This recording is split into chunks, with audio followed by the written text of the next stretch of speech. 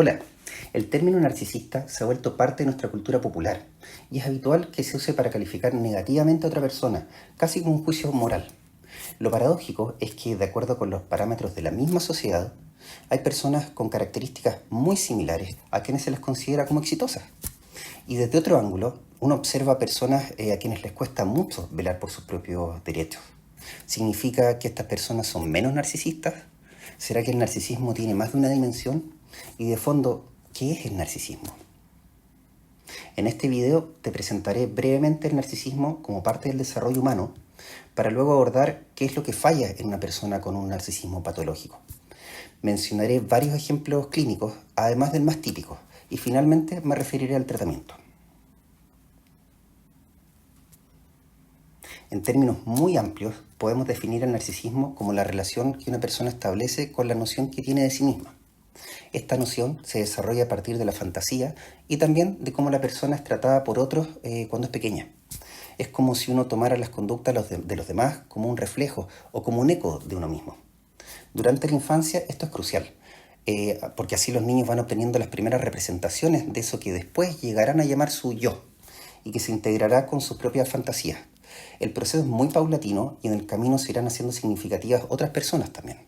Así vamos desarrollando un sentido de nosotros mismos consistente, diferenciado de los demás, flexible a los cambios y capaz de acercarnos hacia metas significativas para nuestras vidas. Como contraparte, todo este desarrollo nos ayuda a apreciar a los demás también como personas teniendo mentes propias, a relacionarnos respetuosamente con ellos y a establecer vínculos profundos. Ahora bien, en este delicado desarrollo, que los cuidadores principales y otras personas suelen sostener espontáneamente, hay varias cosas que pueden salir mal, generando que los niños queden enredados en estos juegos de espejos y se les dificulte mirar el mundo más allá. Solo para mencionar algunos ejemplos, un niño o niña en desarrollo puede encontrarse sin relaciones que le permitan adquirir una noción de sí mismo cuando lo necesita, o puede perder súbitamente a una persona que sostenía el despliegue de su narcisismo, o puede recibir nociones muy distorsionadas de sí mismo, o puede verse impedido de jugar con sus fantasías y con las imágenes que recibe, o incluso puede verse demandado a hacer las veces de espejo de sus propios cuidadores y sus necesidades. Aquí comienzan las perturbaciones del narcisismo en sentido amplio, y Freud eligió el mito de Narciso porque cuenta la historia de una persona que se ahogó solo buscando su reflejo, en el fondo de un estanque. Diferenciemos algunas perturbaciones del narcisismo por niveles de gravedad, para ir compartiendo algunos ejemplos, pero sin pretender abarcarlo todo. En algunos casos, la perturbación del desarrollo del narcisismo ha sido tan severa que la persona afectada ni siquiera alcanza a captar una diferencia entre las sensaciones que tiene de sí misma, las representaciones que recibe de los otros y la existencia de estos otros como seres diferentes. Es como si el espejo, el reflejo y el objeto que se ponen al frente fueran un poco lo mismo. Y en este estado de cosas solo queda una permanente confusión entre lo que está dentro, afuera, y se experimenta una fragmentación de la existencia en sí. El paradigma de esto son las psicosis, en las que se llega a atacar el pensamiento en sí mismo, como sugiere Bion, para lograr algo de calma, aunque el precio sea alto. Tomando un concepto de Green, esto equivale a una forma de narcisismo de muerte, porque no se llega a organizar un sentido de sí mismo y en cambio se destruyen los pedazos de lo que no se alcanzó a formar. En otros casos, la persona afectada ha logrado captarse a sí misma como una unidad, pero las imágenes que posee de sí misma son tan inconsistentes y el sentido de sí misma es tan frágil que experimenta su existencia como amenazada frente a cualquier impulso que no consiga integrar o cualquier cambio en la realidad externa que le demande un esfuerzo de adaptación mayor. El paradigma acá son las personas con trastorno de personalidad límite, que buscan prótesis narcisísticas que las refuercen exteriormente dado su precario sentido de unidad. Hablamos, por ejemplo, de fusionarse con otra persona a toda costa, o de volverse fanático de alguna ideología, o quizás de abusar de las drogas. Las relaciones acá suelen ser muy inestables.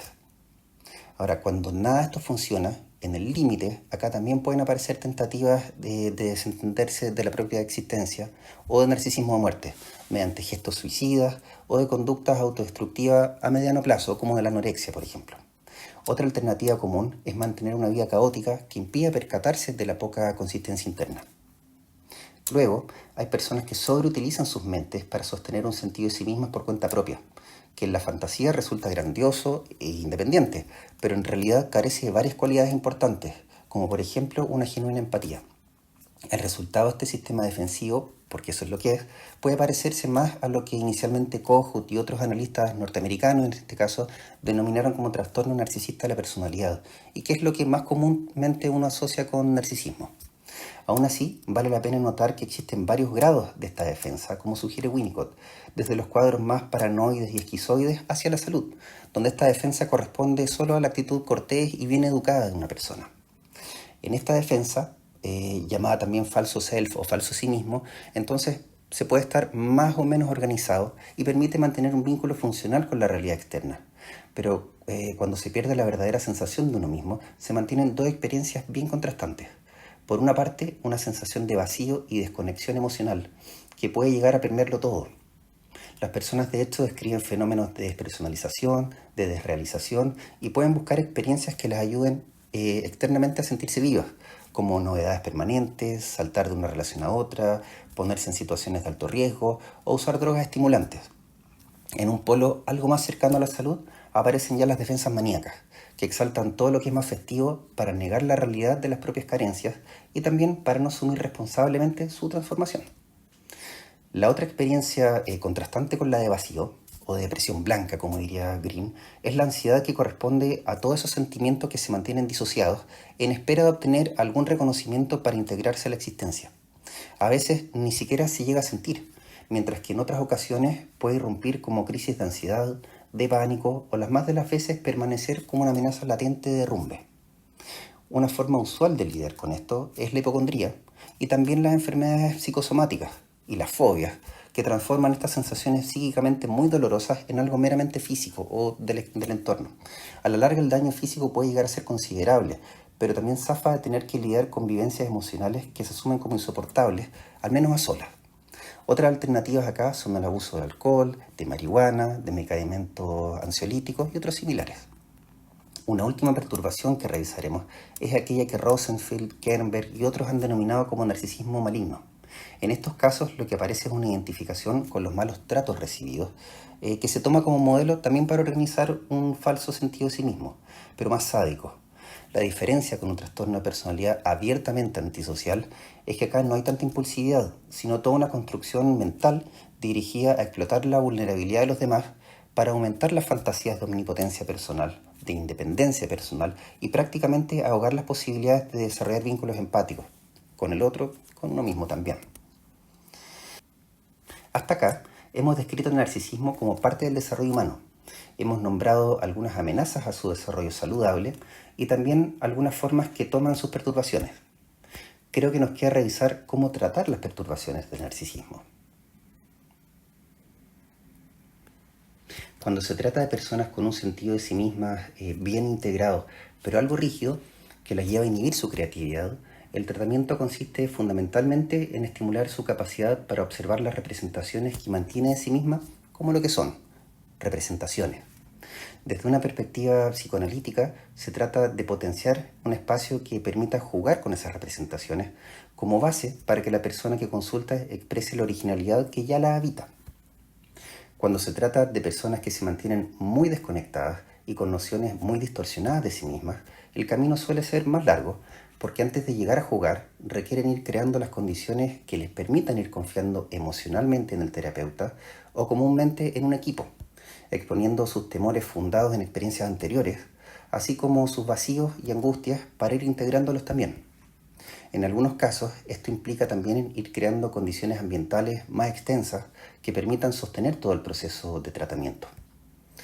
Y en otros casos, los más extremos, a veces es muy tarde para que una persona consiga una vida plenamente autónoma, pero igualmente se le puede acompañar para que llegue a conocer sus limitaciones, para que se haga más corresponsable de su cuidado y para que tenga oportunidad de vivir una vida que le valga la pena vivir de todas maneras.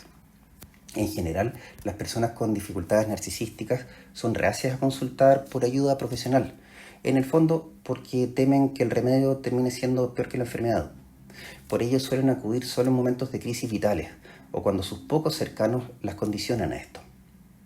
Mi deseo es que este video te ayude a considerar aspectos del narcisismo que pueden ser menos conocidos, pero relevantes, sobre todo hoy, porque vivimos una sociedad que es caldo de cultivo para los desórdenes narcisistas y porque al mismo tiempo me parece que hay intentos por ver dinámicas que antes solo se asumían como parte de la vida.